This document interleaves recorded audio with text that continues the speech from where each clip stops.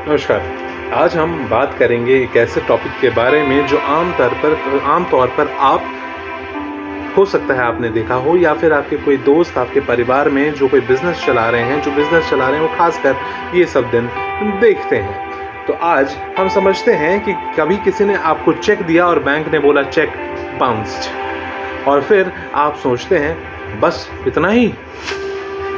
नहीं, अगर किसी ने चेक बाउंस हो जाए तो जेल भी हो सकती है।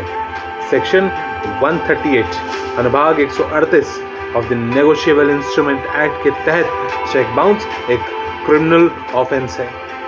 तो चलिए सबसे पहले समझते हैं कि अनुभाग 138 यानी सेक्शन 138 क्या होता है। अनुभाग 138 सेक्शन 138 एक ऐसा प्रोविजन है जो चेक डिसऑनर के केसेस को क्रिमिनल बनाता है। ये तब अप्लाई होता है जब आप किसी को लीगली पेबल अमाउंट का चेक देते हैं, बैंक उस चेक को बाउंस कर देता है ड्यू टू इनसफिशिएंट फंड्स और अकाउंट हैज बीन क्लोज्ड।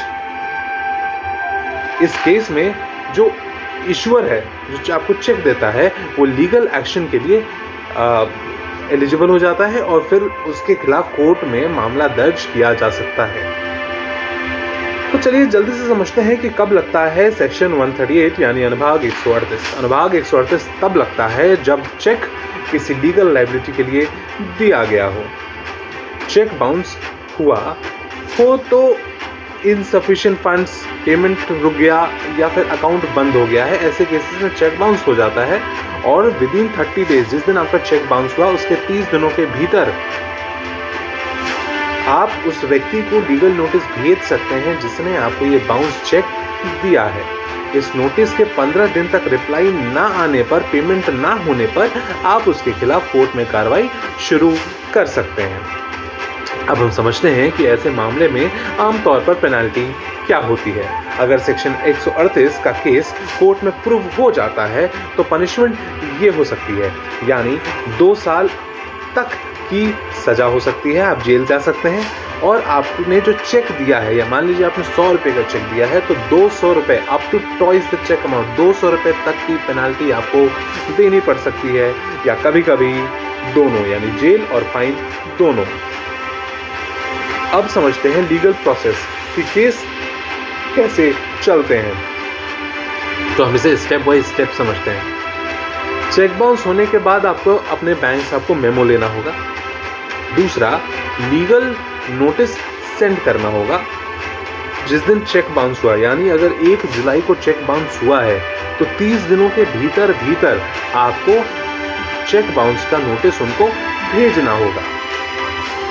15 दिन का टाइम दीजिए, सामने से पेमेंट करने के लिए बोलिए या फिर उस नोटिस का जवाब का वेट कीजिए।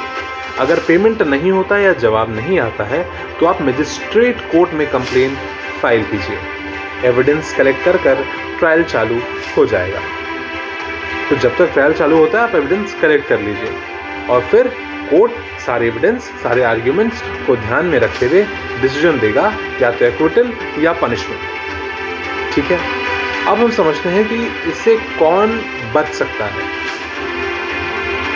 इन एक्सक्यूजेस से केस नहीं बचा जा सकता है।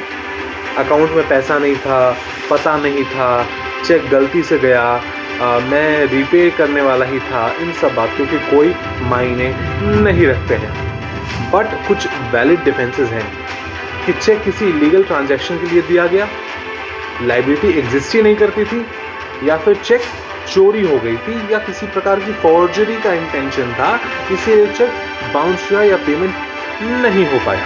ऐसे केसेस में लीगल डिफेंस स्ट्रॉन्ग बनाया जा सकता है। अब हम ये समझते हैं कि ऐसे सिचुएशंस आते हैं तो आप अपने क्या कर सकते हैं बचाव में, और अपने बचाव में, और इसको प्रिवेंट करने का क्या तरीका है। तो चेक देने से पहले अकाउंट बैलेंस चेक करिए कि आप अगर 2 लाख रुपए का चेक दे रहे हैं किसी को, तो 2 लाख रुपए आपके अकाउंट में हैं या नहीं तो चेक बाउंस हो गया तो वो व्यक्ति आपको लीगल नोटिस भेज सकता है। पोस्ट डेटेड चेक मत इशू करें अनलेस आप श्योर हों कि अगर मैं आज 2 लाख रुपए का चेक दे रहा हूँ और 20 दिन के बाद का चेक है, और 20 दिन के बाद तक आप उस 2 लाख को छुएंगे नहीं। अगर आप जब तक आप श्योर नहीं है तब तक आप पोस्ट डेटेड चेक ना दें, क्योंकि आपने दे दिया और गलती से आपने यूज़ कर दिया और जिस दिन वो चेक क्लियरेंस में जाना था वो क्लियर नहीं हो पाया, तो फिर 138 की नोटिस आ जाएगा।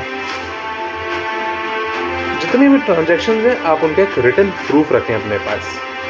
टाइम पर लीगल नोटिस का रिप्लाई दे दें और किसी ना किसी वकील से ज़रूरी से ज़रूरी सारे दस्तावेजों को लेकर कंसल्ट कीजिए। तो चेक बाउंस सिर्फ एक पेपर फेलियर नहीं होता है, क्रिमिनल केस भी बन सकता है। सेक्शन 138 अनुभाग 138 के तहत आपको जेल की सजा भी हो सकती है अगर आपको हर एक स्टेप समझ में आ गया है तो आगे से इसे फॉलो कीजिएगा, चाहे आप चेक दे रहे हैं या आप रिसीव कर रहे हैं। अगर आपको ये वीडियो यूजफुल लगा तो इसे आप शेयर कीजिएगा अपने दोस्तों के साथ, अपने परिवार वालों के साथ और मेरे चैनल को सब्सक्राइब कीजिएगा, क्योंकि मैं लॉ की टेक्निकल भाषा को सिंपल शब्दों में समझाता हूँ। मैं हूँ गोपाल कृष्णा। मिलते हैं अगले वीडियो में। मैं आपके कमेंट का इंतज़ार करूँगा कि आपको ये वीडियो कैसा लगा। धन्यवाद।